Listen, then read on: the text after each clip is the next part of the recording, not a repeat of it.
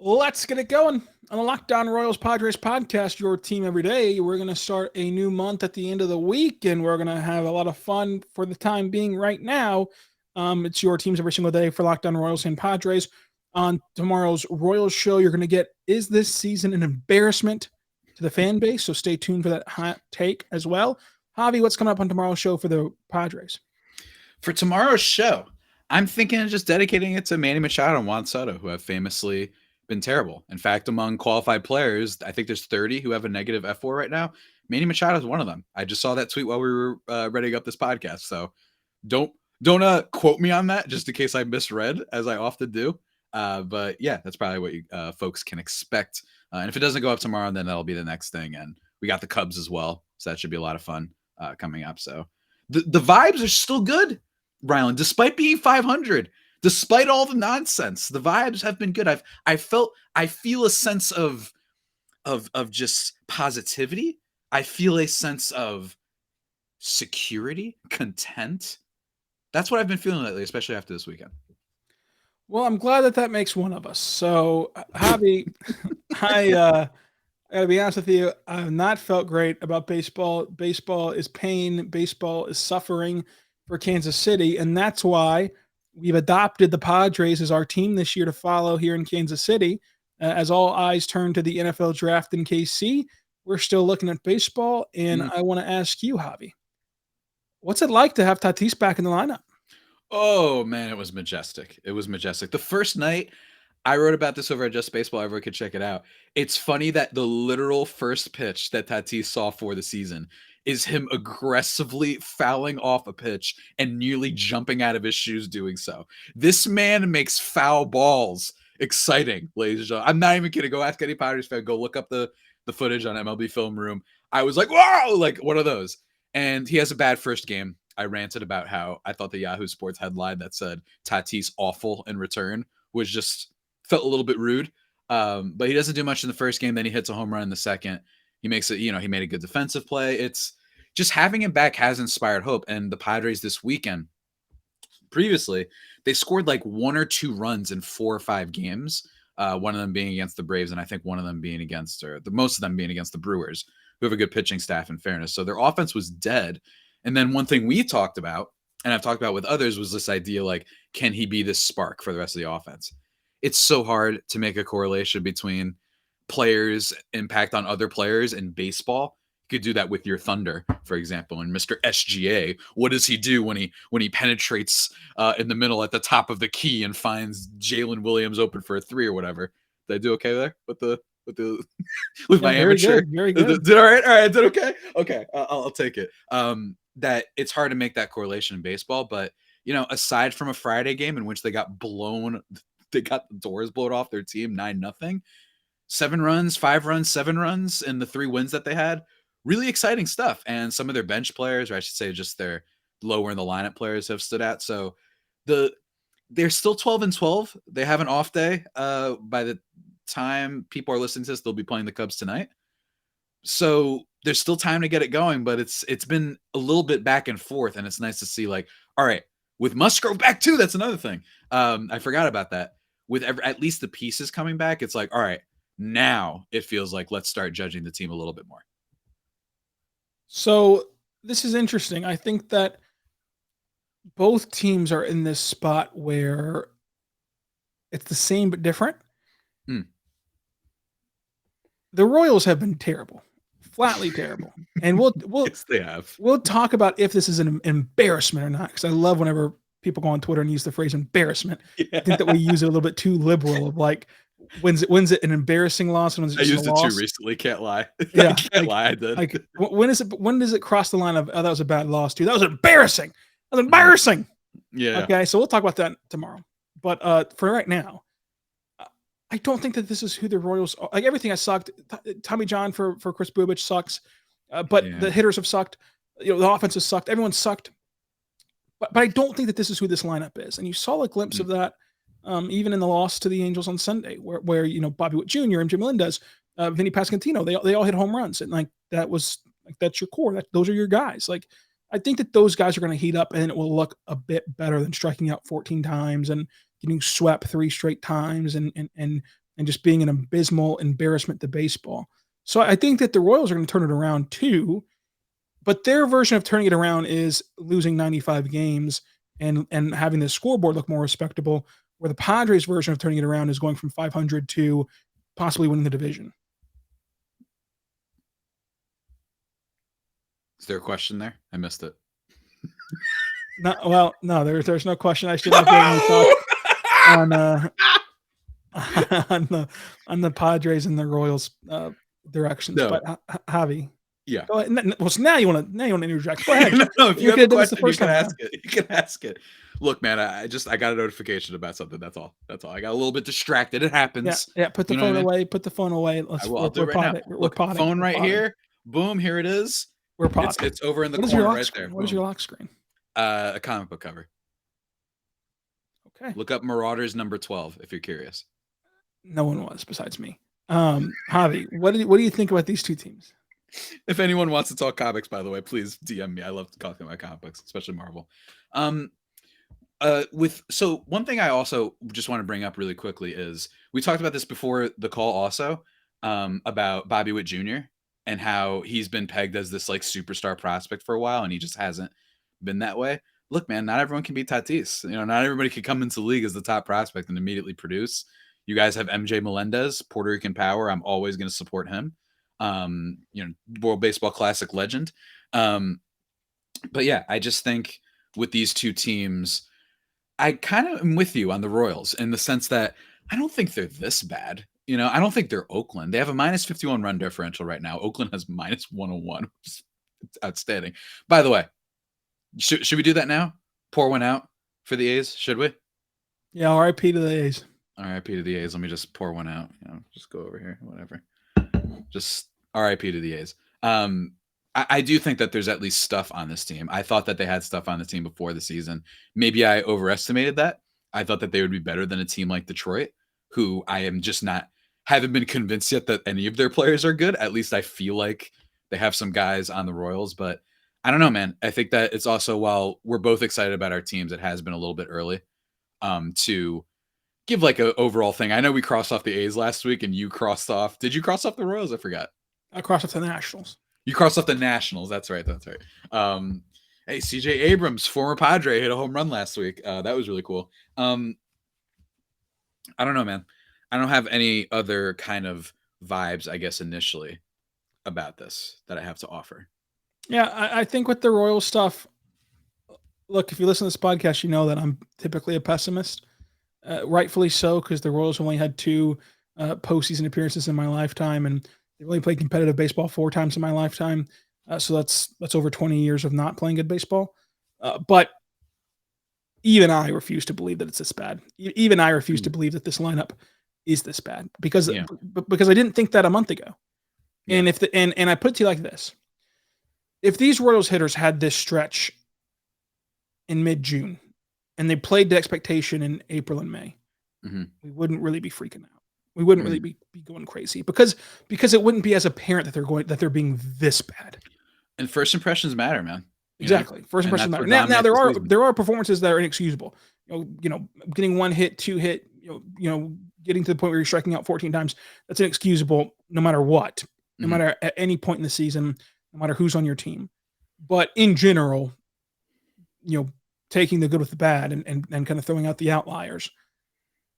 This is a common, terrible stretch that we knew had to happen for a team to lose 80, 90, 100 games. We knew this team wasn't going to be good. So at some point they had to have a stretch like this. At some point it just had to happen to make them not good. And I think that they're going to get over it and not be a good team, not be a mediocre team, but just be a respectable bad team instead of being one of the historically worst teams in all of baseball history, which is a sport that goes back 100 years. Yeah, and I think we've talked about it. It's actually incredibly hard. I think every year someone is always like, this will be one of the worst teams ever. Rarely happens, right? I think the Orioles from like 2018 or something like that, it was Machado's last year, are like the closest we've actually had. Maybe the A's, but also the A's have been so bad that would it shock you if like some Rambob comes in, former Padre Echeverry Ruiz, maybe at least elevates them above worst ever. It's just hard to predict that. And I think, as you're saying with the expectations, I think with the Padres, their lineup, I also don't fully believe it. There's been a lot of things you can ask me about Soto and Machado if you want later, that like Do we really think that next to the Royals, this will be the worst hitting team with runners in scoring position in baseball? You know what I'm saying? If you go by batting average, that's it. They're still around like the 20th range in other statistics with run production, with WRC plus, and et cetera. Like I can see a world in which the Padres, it's like, yeah, they fell below expectations. They were like the 13th ranked offense in the league. I could totally see it. That's possible. But like 28th, 27th, in the bottom third next to these other teams that can't hit worth a damn, that I just don't see. And I think that things like hitting with runners in scoring position is something that is there's a lot more. It's a lot more malleable of a thing. If you're just not hitting the ball hard, you're not hitting the ball hard. That tells you more. Runners in scoring position over the course of a season will change and it will fluctuate. And I think with the Pods, especially with Tatis back, that they're going to get better at that. So if that's their big issue, it's okay. And not to mention, they've at least had some other players in their lineup that have produced. Xander Bogaerts is like top 5 in F4 right now, which is rad. Love the immediate return on investment. So I just think the badness is, I think that's the way to put it. It's been so, not as bad as the Royals, but it's been so poor for us in a lot of ways based on expectations that I just don't quite believe it. I don't believe, if you told me Manny Machado would be like a 4-win player, okay. All right, I could see that. Good player, potential all-star, fine.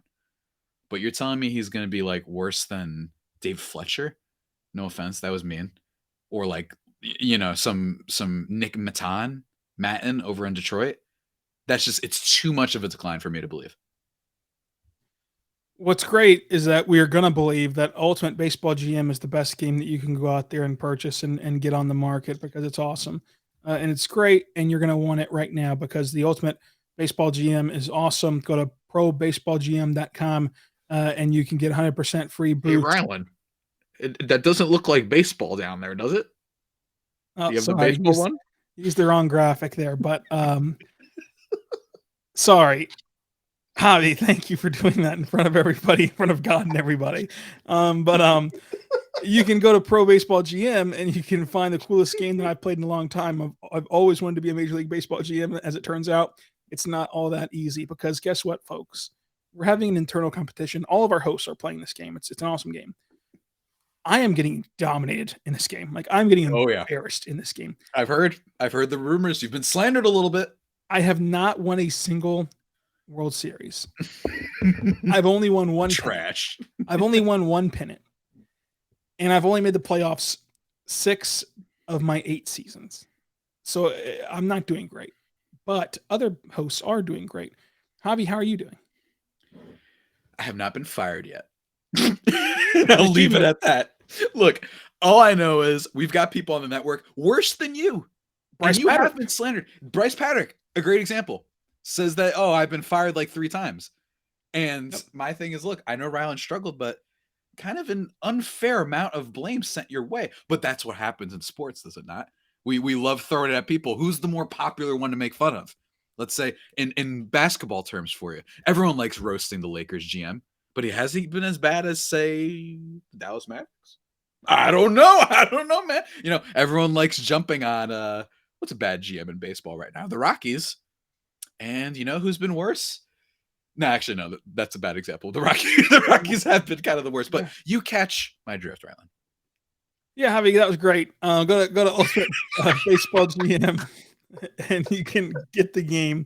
And whenever you do, use the code LOCKEDONMLB because it will give you a great boost to start your franchise. 100% free boost to start your franchise. To go up there right now to probaseballgm.com or Ultimate Baseball GM to start your dynasty today. All right, we're back with Javi Reyes, known sailor of the ships in a smooth way. Javi, goodness, let's take a look at the power rankings. Here's the power rankings from the start of the year. What stands out? For our listener audience, everybody go just check out on the Locked On Network. You should be able to find the power rankings bit. You know, Padres were ranked number 2 by a collection of all hosts together, the kind of consensus. Royals were at 24. I think the thing that stands out is the Texas Rangers right now.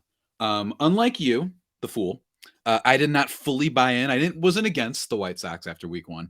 I didn't fully buy in. Bucko, because I also bought into the Rangers. So No, you're right. Actually, you did. Okay, so I'll give you credit on that one. My Cubs, who I was one of my sleeper teams, they're 22. They might have to jump a few spots up. Maybe not a bunch, but look, this is what's so funny about power rankings, right? The Padres are ranked number 2, and everyone below them, Astros, Mets, Dodgers, Yankees, not Phillies. Phillies have been bad. Blue Jays, Mariners, Guardians, Cardinals, Rays, Twins, Angels, Brewers, White Sox, Rangers, Orioles, Giants, D-backs, who currently lead the division, and they were ranked 20th heading into the year. That just shows you how, like, I don't know about you, Rylan, but people don't get spicy enough with their preseason projections. Everyone's so scared of what happened to me. You know what I mean? When I went out and did a video, put on the glasses, and I said that Trent Grisham was going to finish top 10 in MVP. Did it turn out to be true? No, it did not. Not even close. Not even close. It was a disaster.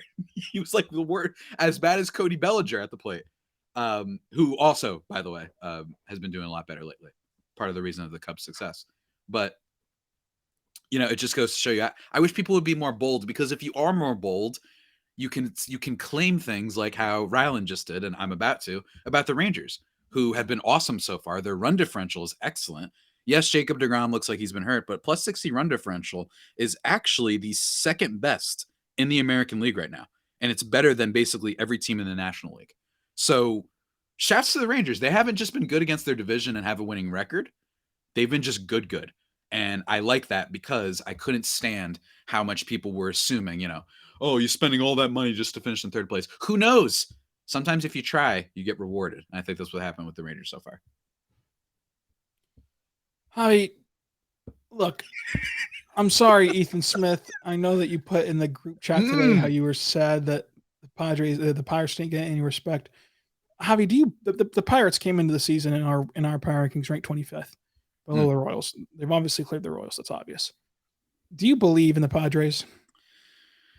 I believe in the Padres, sorry, yes. But the Pirates, the Pirates, I believe that they've ascended out of the bottom feeder, there's no hope tier, i.e. Reds. Although Reds have good stuff, but I'm saying for this season, Rockies, Tigers, A's, Nationals, teams like that. I fear that the Marlins may enter that tier at some point. And I know they've started good, but I'm really worried about that offense. I think they've ascended past that. They clearly have a plan. You know, Brian Reynolds has been excellent. You've gotten production out of other guys like Connor Joe, and Andrew McCutchen is such a great story. I love that he's back. That's like the most pro fan thing that the Pirates have done in like a decade. It's just bringing back a guy that everybody loves, and he's been fairly productive.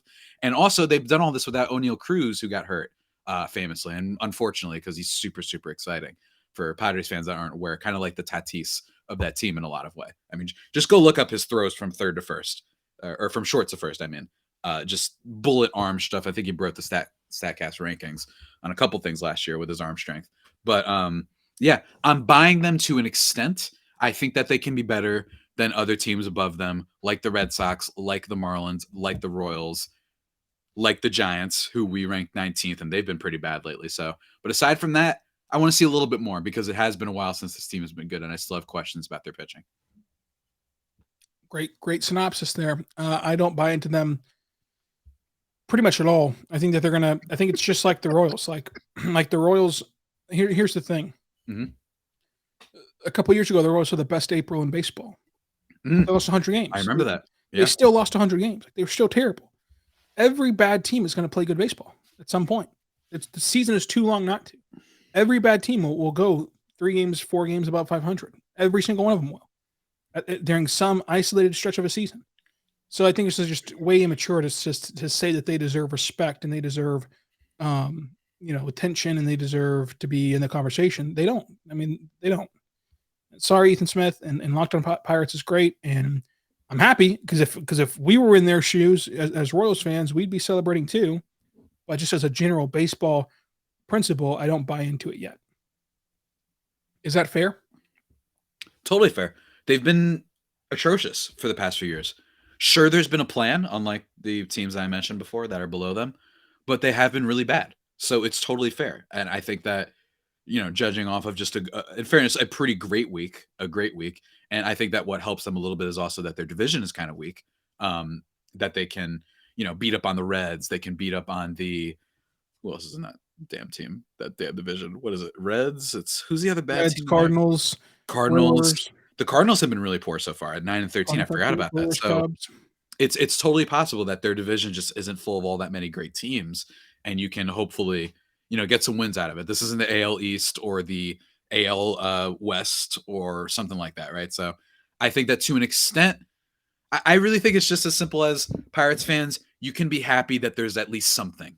You have something for once because you've been so disgraceful. I mean, Rylan, do you remember that play with Javier Baez a couple years ago? I do. Oh my gosh. I think they've at least gotten past that. That's not saying too much, but at least I think they've gotten past that image of mediocrity that they've been for so long. Would you like to describe the play for those that don't remember it?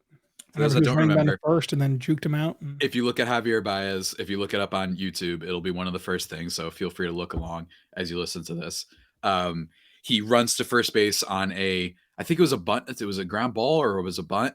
And the first baseman gets it. He's in front of the bag. And Baez starts running back to home plate. And the first baseman chases him. For those who don't maybe know how baseball works, he doesn't need to do that because he has to run to first base. It's a force out. So instead, he chases after him, allowing the third base runner to score. And then he has enough time to be like, yes, to be like, it worked. You know what I mean? Baez has enough time to do that and then run to first base, and they overthrow the first baseman, which not only allows him to be safe, but then to advance to second. One of the more just, if someone's going to describe the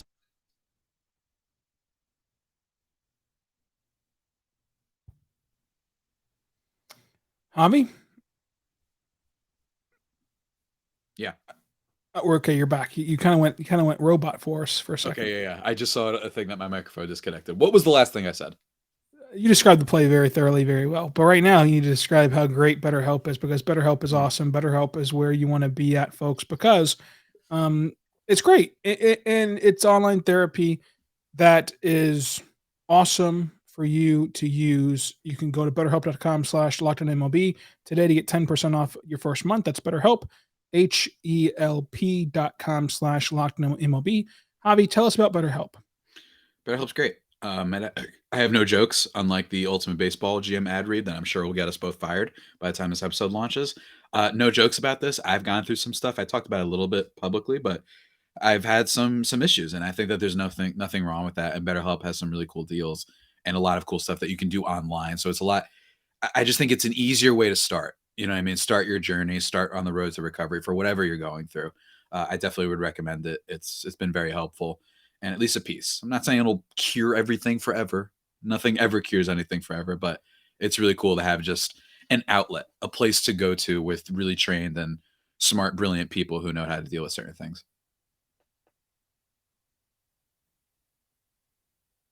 I think, are you on mute? You might be on mute. Go to BetterHelp right now to get started. And whenever you do, go to betterhelp.com/lockedonmlb today to get 10% off your first month. That's betterhelp.com/lockedonmlb. Javi, I also want to tell you right now, my good friends over at Built Bar. Built Bar is a fantastic protein bar that tastes just like a candy bar. Go to BuiltBar.com. Use the code LOCKED15, get 15% off your next order. Built Bars are great pre-workout, post-workout, or even as a meal replacement or a snack.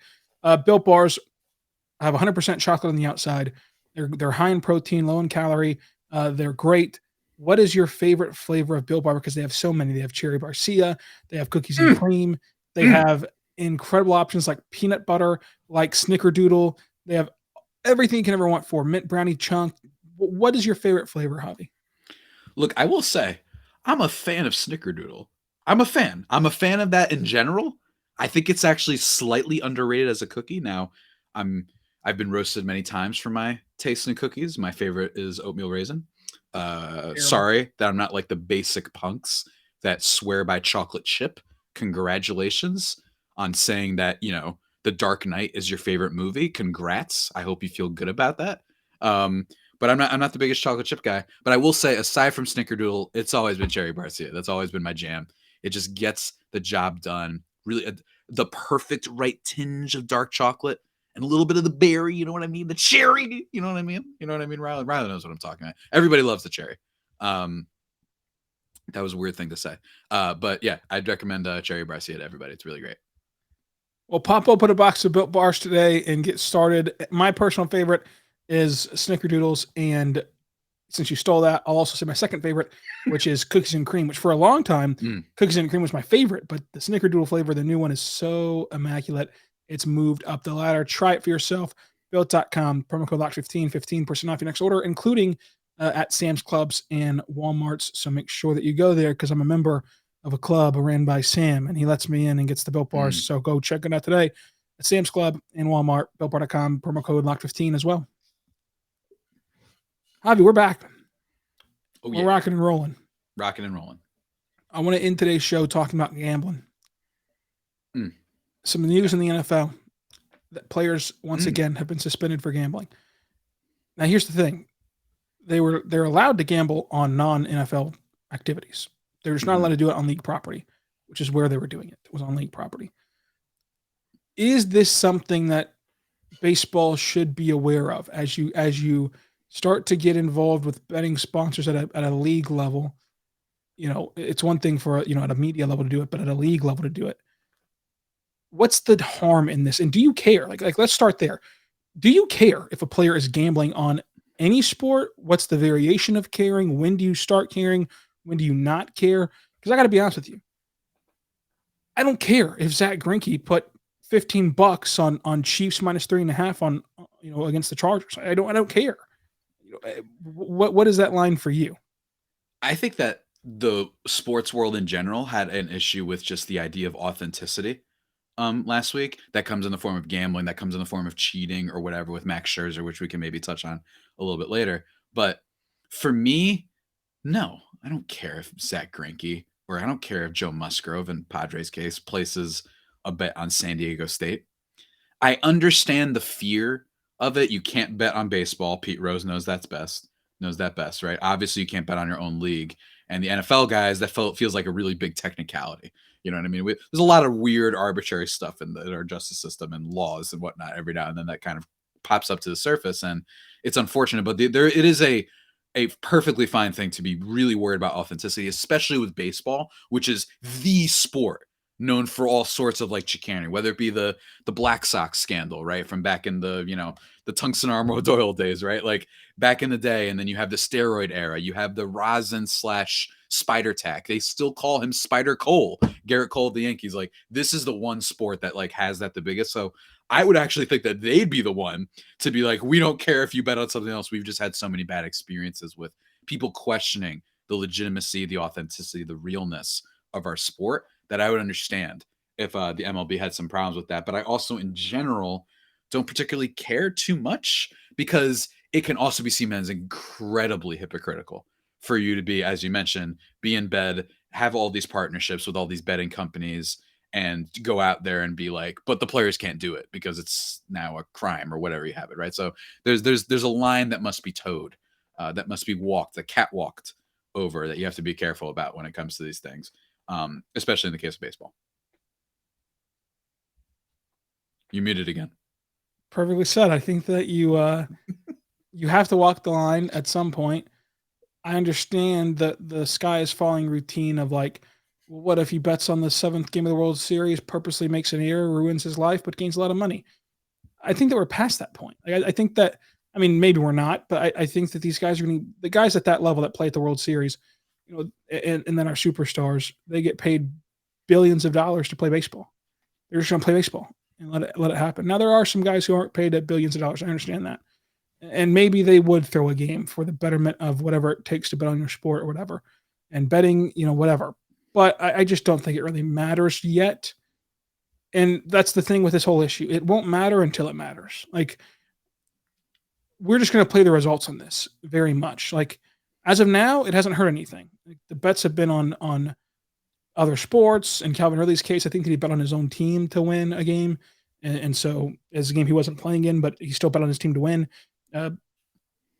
But one day it could matter a lot. Like, you could do one of those things where you throw a game, and at that point you've got to reevaluate everything.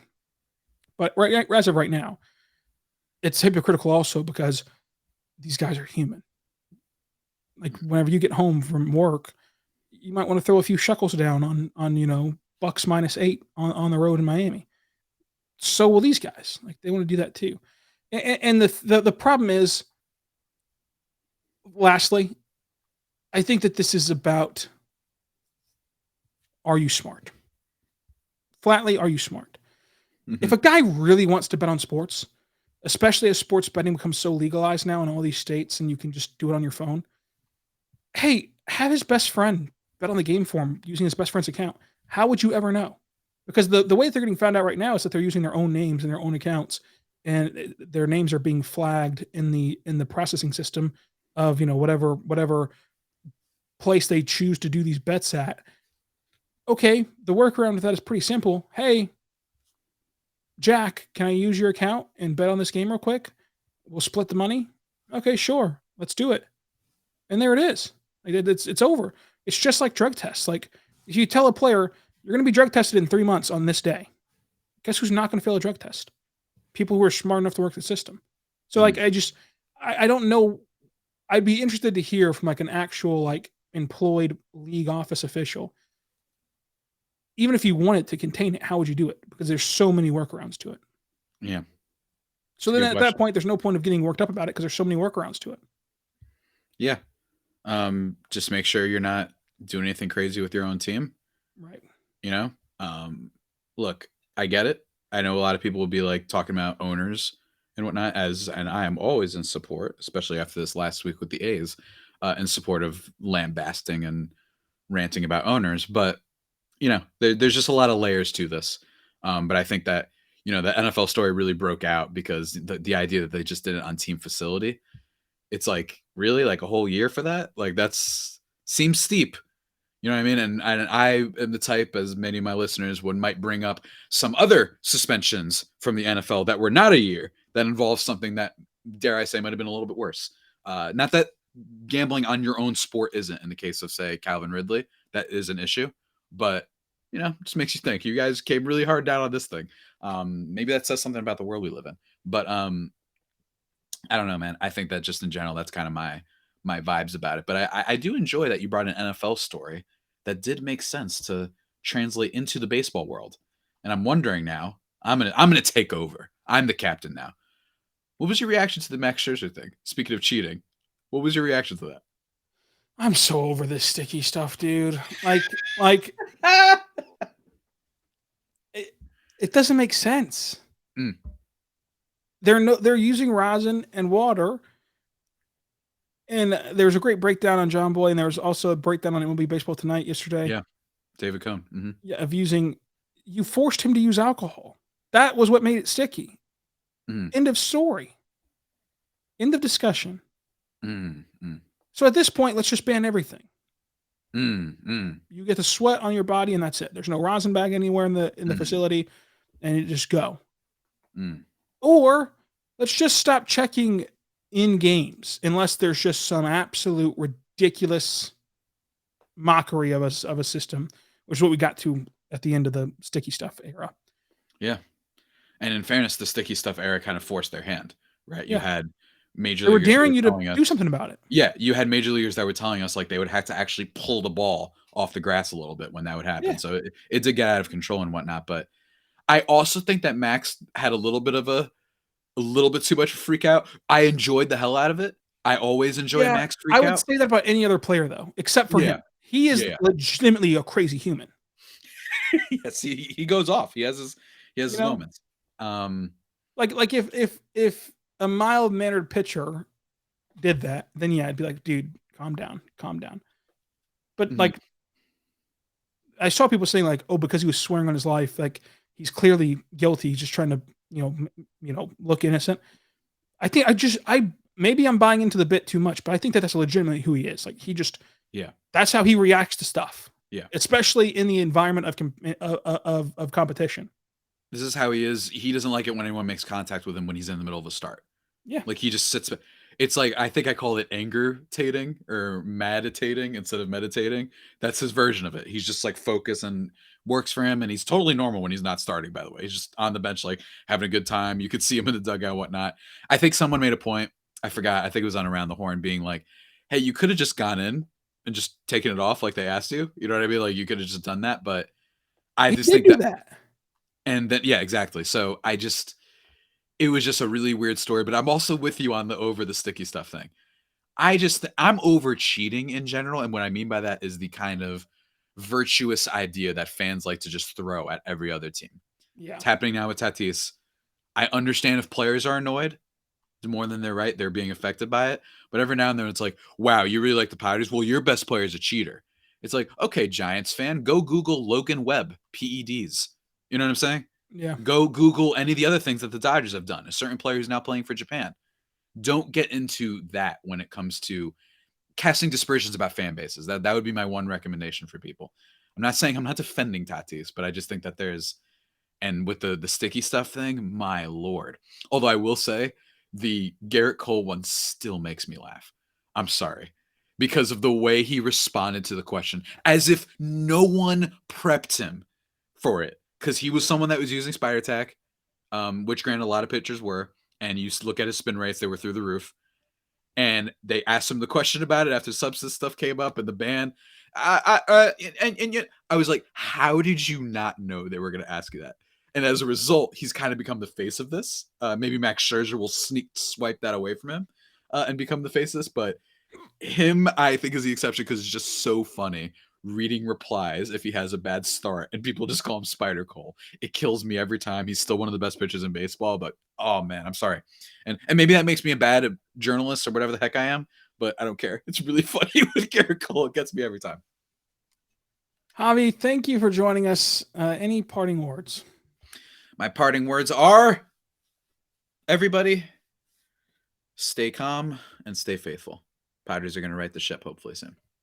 Profound as always.